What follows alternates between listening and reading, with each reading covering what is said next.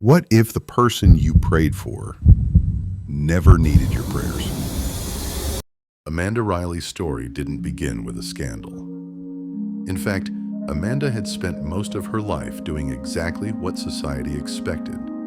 She was the picture of suburban normalcy, a mother, a wife, a friend, and for a time, a shining example of quiet, unassuming faith.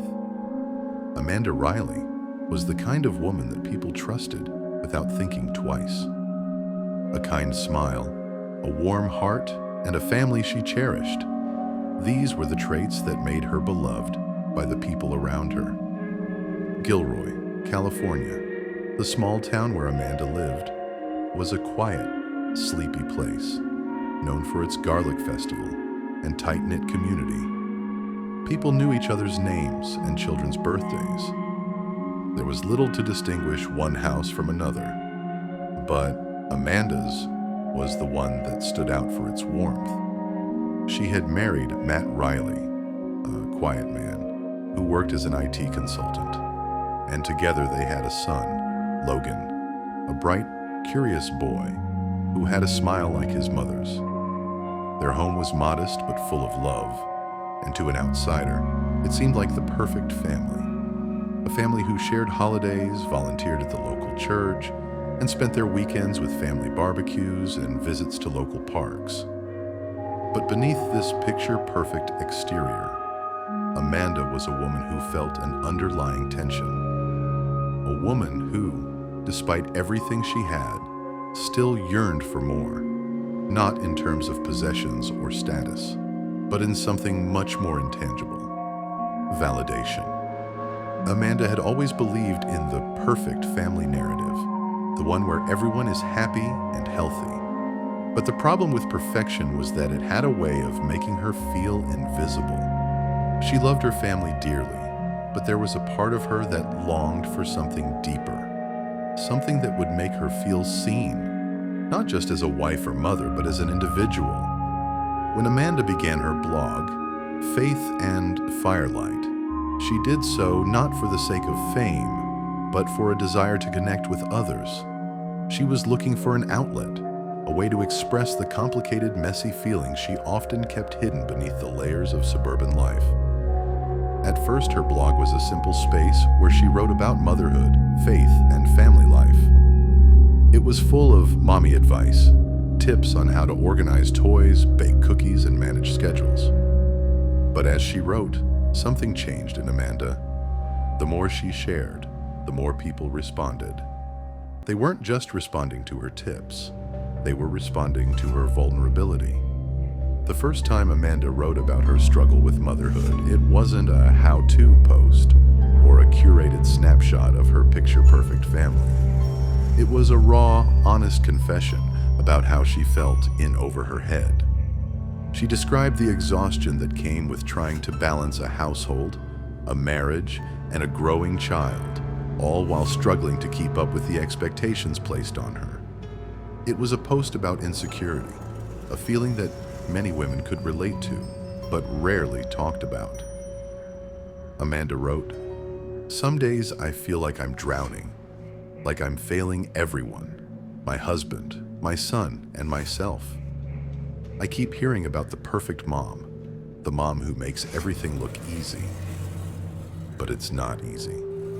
I'm just trying to keep my head above water." The post wasn't polished or perfect. There were no catchy phrases or perfectly curated photos. But it was real. It was a cry for help, a confession that resonated deeply with others. Women, mothers, wives, friends, who had been silently carrying the same burdens responded in droves. And for Amanda, this connection was like a lifeline. Her blog began to grow. Not rapidly, but steadily.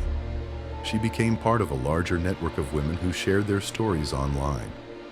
Soon, Amanda's posts were being shared, her words circulating in circles she never expected. Her vulnerability had created a bond with her readers. They saw her not just as a blogger, but as someone they could relate to, someone who understood the struggles they faced. But as her blog's following grew, so did Amanda's sense of importance.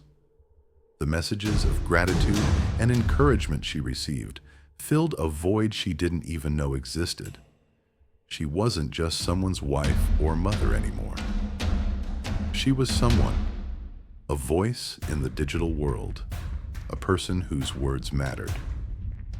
By the summer of 2012, Amanda's blog had reached a new level.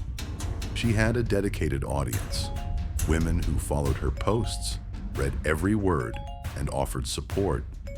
It was during this time that Amanda made an announcement that would forever change the course of her life. In a post titled "God's Plan for My Life," Amanda shared something that would shake the foundations of her online world. She wrote about her diagnosis with Hodgkin's lymphoma, a type of cancer that affects the lymphatic system. "I've been feeling tired, so tired," Amanda wrote, beginning with her usual vulnerability. "I've had bruises on my legs that I couldn't explain, a pain in my chest that just wouldn't go away. I thought it was just stress, but I finally went to the doctor." The message was heavy, raw, and filled with uncertainty. For Amanda, this was more than just a diagnosis.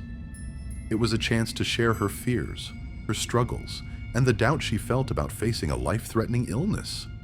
And for her followers, it was a chance to rally behind her. Within hours of posting, her followers flooded her blog with messages of prayer, support, and encouragement. People she had never met, women across the world, were offering words of comfort. Some had survived cancer themselves. Some had lost loved ones to the disease.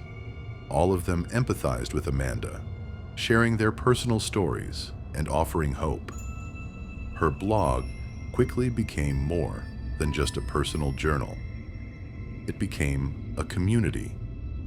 As the months passed and Amanda continued to write about her battle with cancer, she became increasingly open with her readers.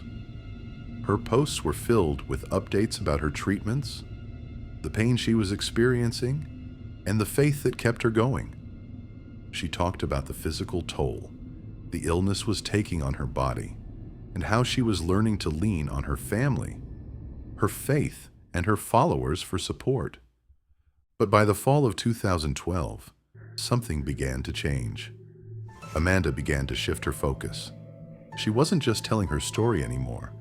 She was asking for help. In a post titled "A Journey Through Cancer, My Fight for Life," Amanda launched her first GoFundMe campaign.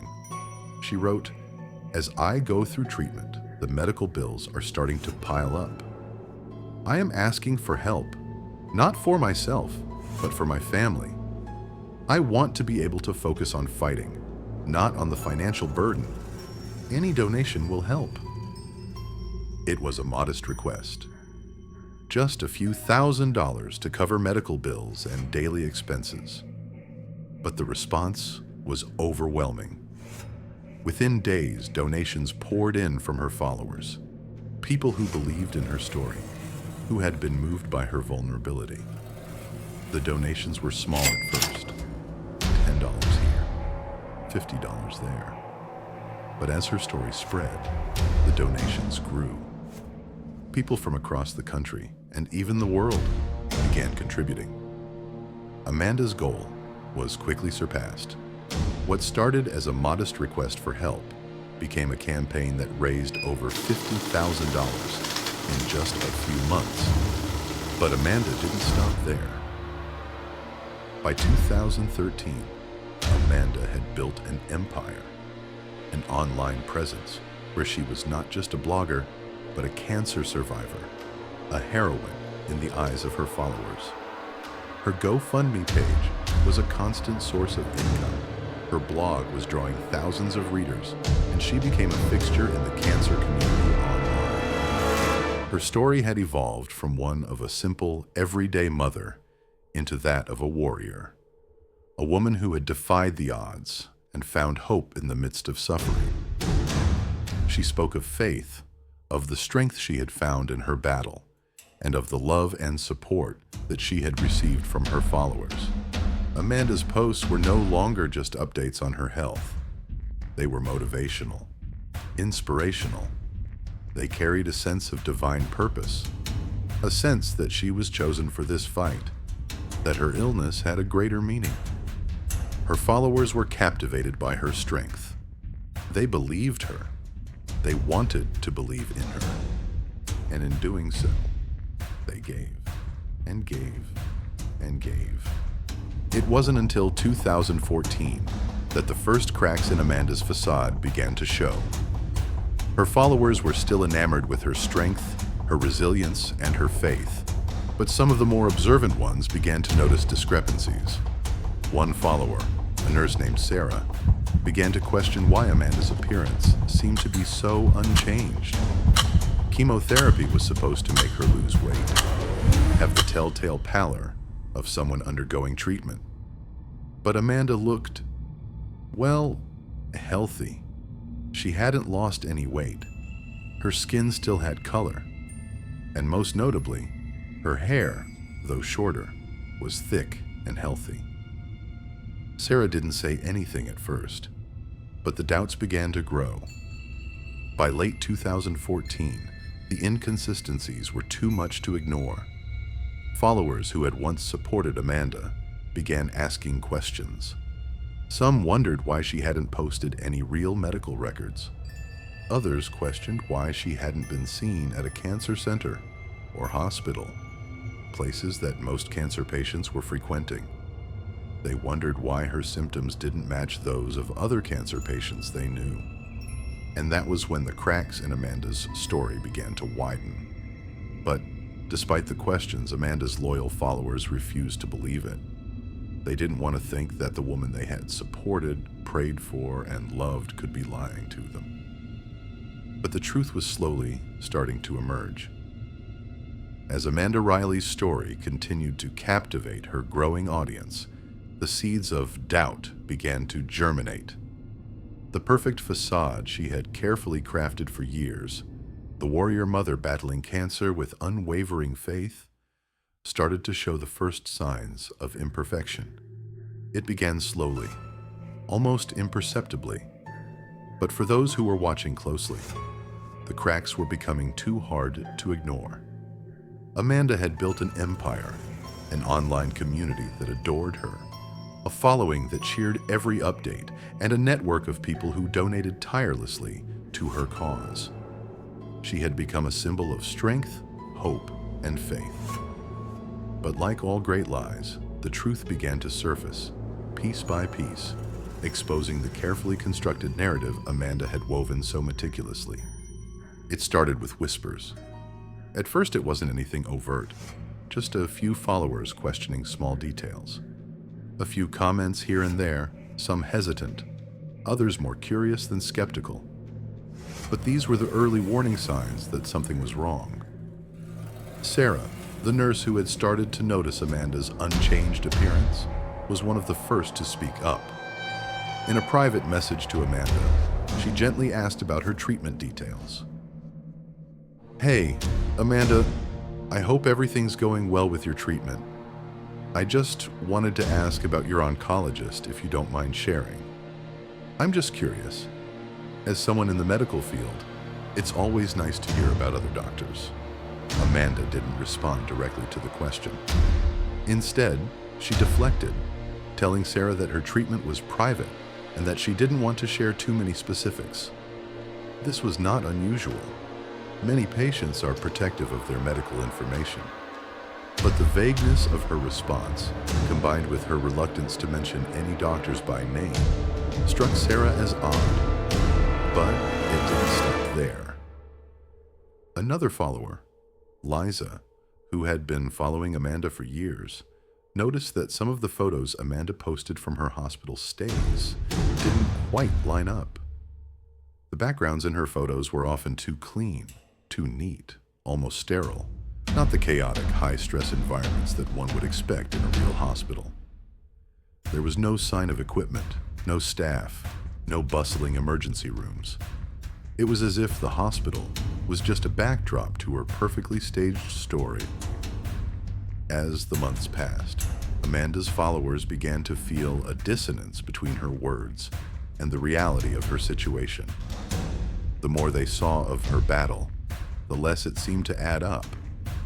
Her hair, though shorter, remained thick and full. Her face, which should have been drained from chemotherapy, remained glowing and healthy.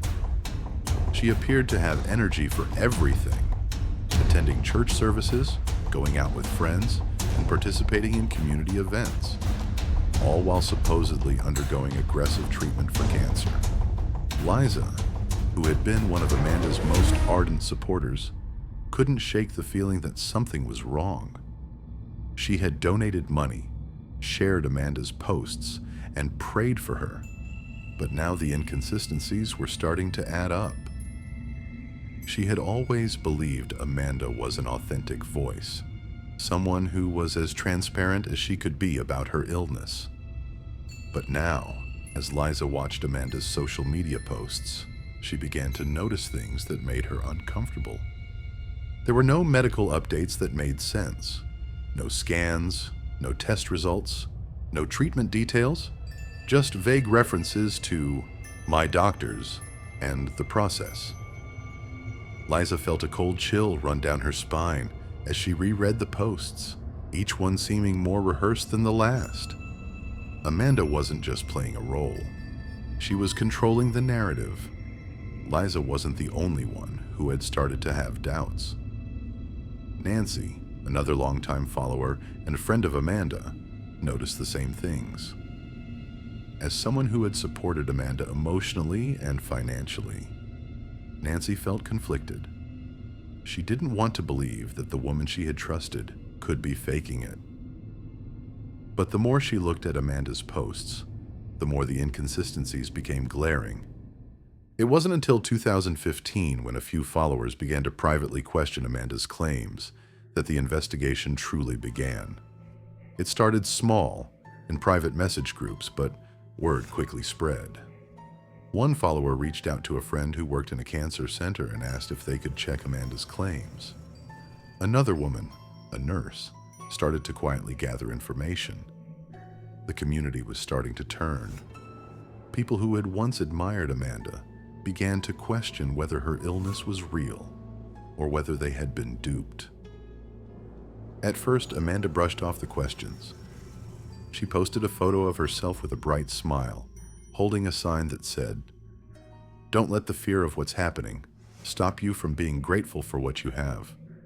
I'm still fighting, and I'm not giving up." But the more she posted, the more the cracks in her story began to show. Her updates, once filled with gratitude and positivity, began to feel scripted, too polished. She would thank people for their donations but never explain where the money was going. Her followers, eager to help, kept donating, but they were becoming suspicious. They couldn't ignore the glaring inconsistencies anymore. It was Nancy, who had known Amanda personally, who finally decided to take matters into her own hands. She had seen Amanda in person at church and at local events, but every time Amanda was on treatment, she seemed to look fine. It didn't add up. Nancy reached out to Amanda's ex-husband, who had long been estranged from her, and asked him about the diagnosis. He responded with a chilling message. "I never knew about her illness.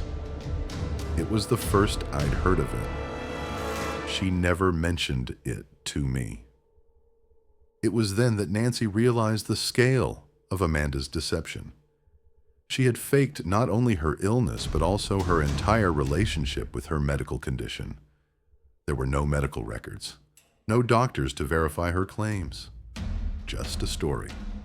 A well-crafted story that Amanda had woven with precision. Nancy was left with one impossible choice: confront Amanda directly and risk losing everything, or expose the truth, no matter the cost. The evidence was undeniable. A search of Amanda's social media accounts revealed an eerie pattern. Every time she posted an update about feeling better, she also made a new purchase: a new designer handbag, a vacation in a tropical location, or a night out with friends. The money was flowing in, and Amanda was spending it freely. And yet, there was still no sign of actual treatment. No hospital bills, no medical records, no updates from doctors. It was a masterclass in manipulation, and Amanda had played the game perfectly. As investigators delved deeper into Amanda's finances and personal life, they began to build a psychological profile of the woman behind the lies. Amanda's need for attention, her craving for validation, and her ability to manipulate those around her were traits that had been with her long before her cancer diagnosis. Dr. Lena Hartwell, a clinical psychologist who studied the behavior of online fraudsters, explained that Amanda's case was not unique. She was a product of a digital world that rewards vulnerability. People like Amanda, Dr. Hartwell explained, often have an intense need for external validation, and the internet, with its constant feedback loops of likes, comments, and shares, becomes the perfect platform for them to thrive. In Amanda's case, Dr. Hartwell said, her deception was rooted in a deep need for approval. She wasn't just lying to get money. She was lying to build a narrative where she was the hero, the survivor, the one who had overcome the odds. That's where the manipulation began. And once she had people emotionally invested, she could do whatever she wanted. For years, Amanda Riley had meticulously crafted a version of herself that was loved, admired, and most importantly, needed.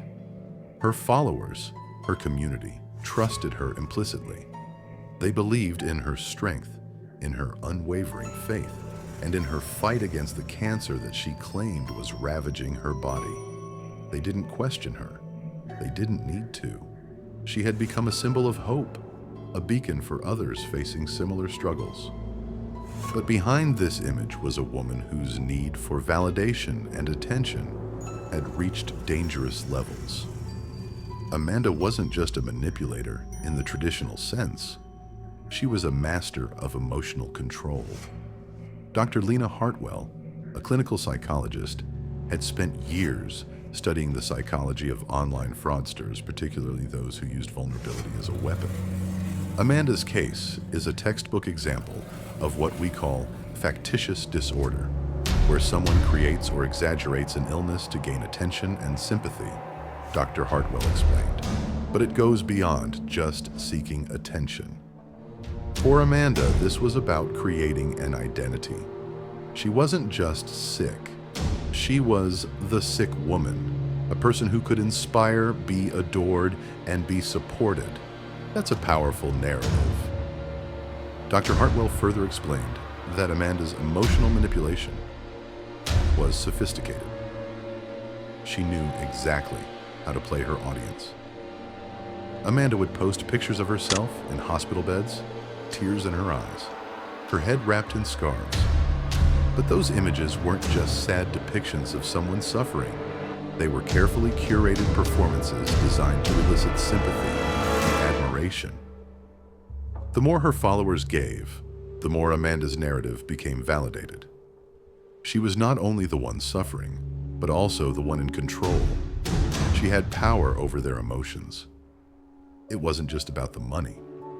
Sure, the financial gain was significant. Over $120,000 raised through GoFundMe and other donation platforms. But that wasn't the driving force behind Amanda's deception. As Dr. Hartwell noted, Amanda's need was psychological, emotional, and deeply rooted in her personality.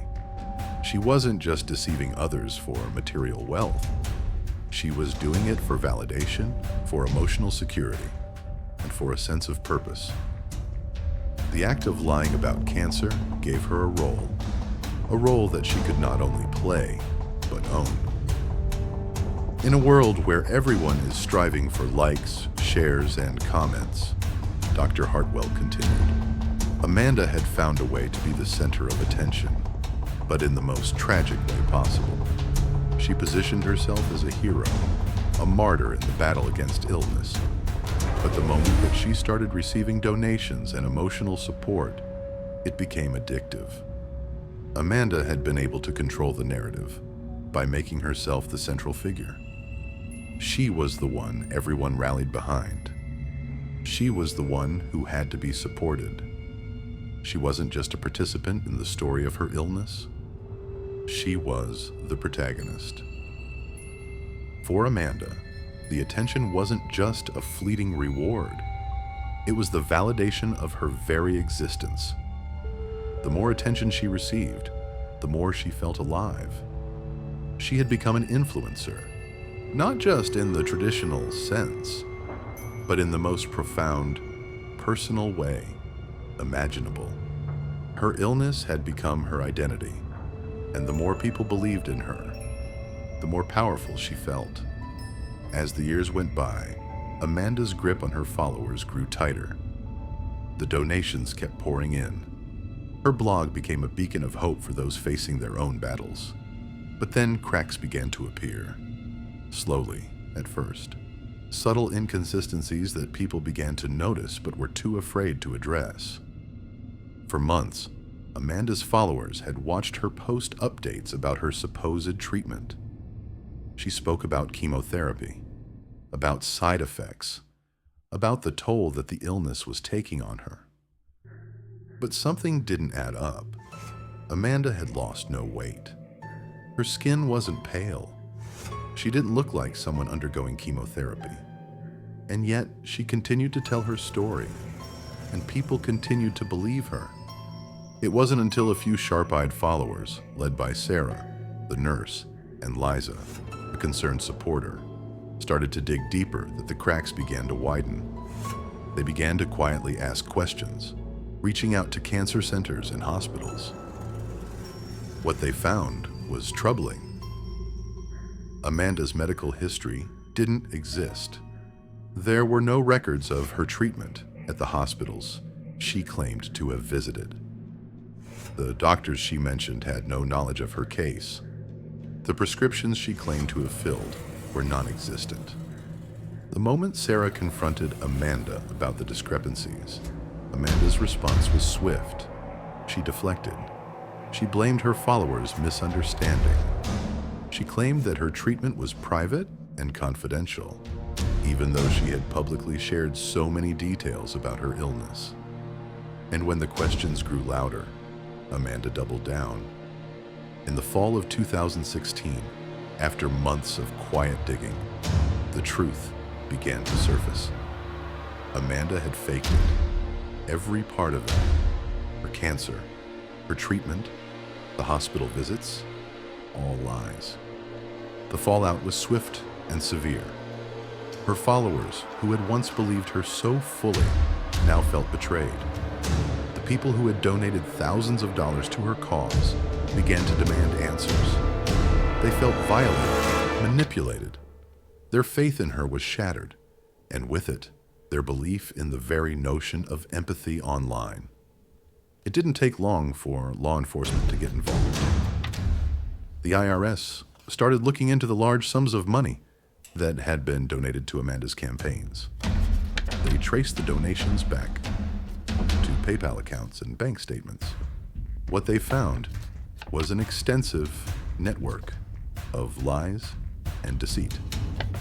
Amanda had taken advantage of the goodwill of others for years, using their donations to fund her lifestyle, luxury vacations, designer clothes, and fine dining. The investigation into Amanda's activities grew as more and more people came forward. Her ex-husband, who had never been informed about her illness, was interviewed, and he confirmed that he had never known anything about Amanda's supposed cancer treatment. Former friends testified that Amanda had never shown any physical signs of illness. Her closest confidants expressed shock at the discovery that the woman they had supported for years was a fraud. But the most damning evidence came from the documents that Amanda had kept. Her medical history was entirely fabricated, as was her treatment regimen. There were no chemotherapy records, no doctor's notes, and no prescriptions. It was all an illusion, a story carefully constructed by Amanda to gain sympathy and financial support. The moment that the evidence became public was the moment Amanda's empire began to crumble. For those who had followed Amanda's journey, the betrayal was more than financial. It was personal. Many of her followers had shared their own stories of illness, of loss, and of fear with her. They had prayed for her, believed in her, and walked beside her in the hardest moments of their own lives. For them, the exposure of Amanda's fraud felt like a deep violation. But the psychological toll wasn't just on her followers. It was also on Amanda. She had manipulated herself into believing her own lies. She had convinced herself that the narrative she had created was the only reality that mattered. In 2017, after months of investigation, Amanda Riley was arrested on charges of wire fraud, tax evasion, and fraudulent fundraising. The case went viral, with media outlets across the country covering the shocking betrayal. Her trial was a spectacle, and the public watched with a mix of disbelief and anger. Amanda had spent years weaving a complex web of lies, and now she had to face the consequences. Her sentencing in 2020 was a harsh one, 18 months in federal prison, along with restitution payments to her victims. But despite the prison sentence, Amanda remained defiant.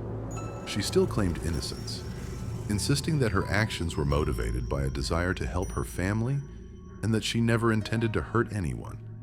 The arrest of Amanda Riley was a moment that seemed to mark the conclusion of her story.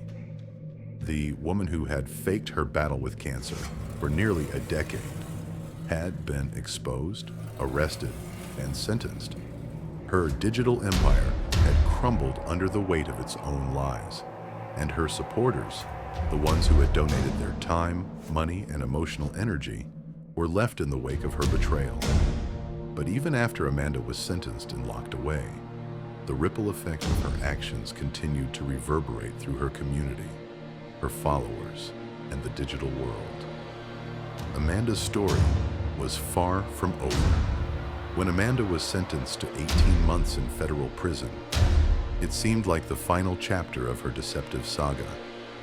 But the truth of her actions would haunt her and her followers for years to come. Amanda had used her illness as a way to gain power and attention. But more than that, she had manipulated her audience into believing she was a symbol of strength, of grace under pressure, of resilience in the face of suffering. In doing so, she had broken something that went far beyond the financial toll she'd taken. Her followers, who had once revered her, felt betrayed on a deeply personal level. They had shared in her pain. They had offered their prayers, their hopes, and their hard-earned money, believing in the story she told them. And when the truth came out, it shattered their trust in not only Amanda, but in themselves.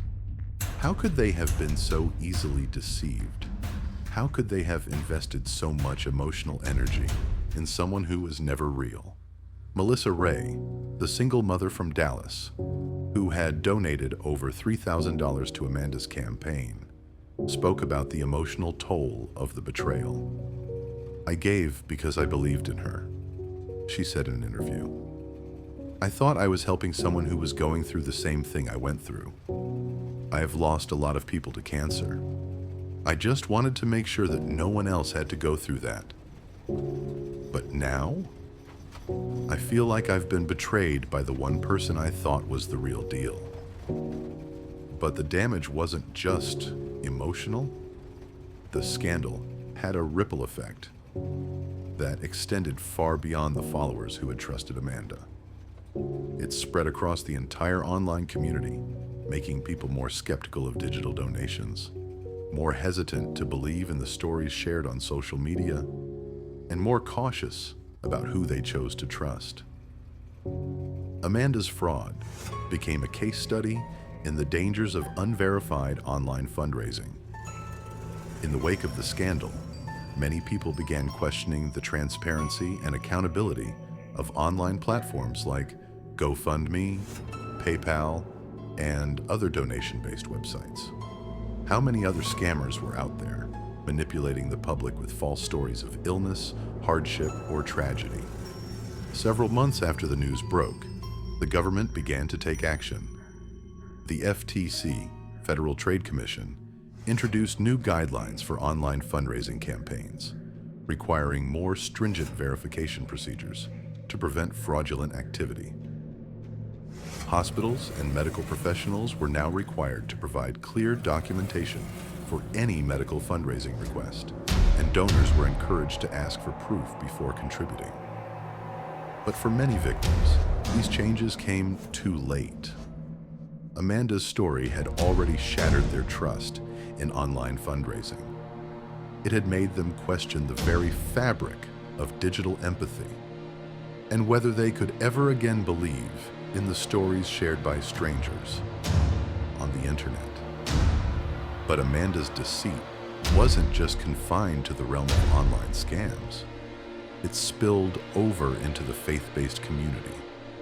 Amanda had built her brand not just on being a cancer survivor, but on being a faith warrior. She had portrayed herself as a woman who was battling cancer with God by her side, a living example of the power of prayer. She had become an inspiration to thousands of followers who had turned to her for spiritual guidance and comfort. In many ways, Amanda's story mirrored that of other faith-based influencers who had capitalized on their struggles to gain followers and donations. But Amanda had taken it to an extreme. She didn't just use her illness as a way to connect with her followers. She used it to sell them a lie that was now unraveling, piece by piece. Pastors, church leaders, and community activists began to speak out about the dangers of putting too much trust in online personalities. They warned their congregations about the risks of believing in someone simply because they were faithful or inspiring. The entire church community was left to pick up the pieces, rethinking their own roles in a world where faith, charity, and digital influence often intersected in dangerous ways. While Amanda's case was specific to her, it had far-reaching implications. Her story brought attention to the dangers of the new influencer culture, where individuals could manipulate emotions, sell hope, and profit from suffering with little accountability. The documentary series, Scamanda, on Hulu, helped to further cement her place in the public consciousness. The show detailed not only the fraud she had committed, but the psychological manipulations that had taken place behind the scenes. The public was riveted. How had Amanda pulled this off? How had she been able to convince so many people that she was dying, that she was in need, when in reality, she was living a life of luxury and deception? The Scamanda documentary became a sensation, attracting millions of viewers. But more importantly, it sparked a conversation about online trust, transparency, and digital fraud. The documentary made it clear that while Amanda had used her illness for personal gain, she wasn't the only one. There were hundreds, perhaps thousands of other fraudsters out there, people who were preying on the kindness and compassion of others. As a result, the documentary and the resulting media frenzy helped push for greater regulation in the crowdfunding space. It raised awareness of the need for more stringent checks and balances to ensure that funds donated in the name of a worthy cause were actually going to that cause. It also shed light on the role that influencers played in shaping public perception and creating narratives that were often far from the truth. While Amanda faced the consequences of her actions, her victims were left to pick up the pieces of their shattered trust. But in the wake of the scandal, some survivors began to rebuild not just their faith in people, but their belief in the power of community. Several of Amanda's former supporters, who had been scammed out of their money and emotional energy, began to form their own nonprofit organization called Verify Hope. The mission was clear: to create a system of accountability for online fundraisers, ensuring that those in need were not exploited for financial gain. The Verify Hope initiative partnered with several crowdfunding platforms to introduce new features that allowed donors to track where their money was going, ensuring that funds were being used for their intended purposes. They created a network of medical professionals and financial auditors who verified the legitimacy of fundraising campaigns before they were allowed to go live. It was a slow process, but Verify Hope slowly began to regain the trust of the public. The organization's work helped to bring attention to the need for greater accountability in online giving, particularly in the wake of Amanda Riley's fraudulent campaign. And while Amanda's story was one of deception, the people who rallied together to expose her and who worked to rebuild trust became a symbol of redemption. As for Amanda Riley, her name would forever be associated with one of the most high-profile scams of the digital age. She served her prison sentence and paid restitution, but the scars of her actions would never fade. Her story became a cautionary tale, a reminder that the internet could be both a powerful tool for good and a dangerous weapon in the wrong hands. Amanda disappeared from the public eye after her release. Some say she changed her name and moved to a small town, while others believe she still uses social media to manipulate the public from behind the scenes. What remains clear, however, is that her legacy is one of betrayal, a betrayal that was not just financial, but emotional. Her followers had given everything to her, and in return, they had received nothing but lies. And yet, despite everything, the truth remains. Amanda Riley had been a part of something bigger than herself, a movement of people who were willing to trust, to give, and to love, even if they had been fooled.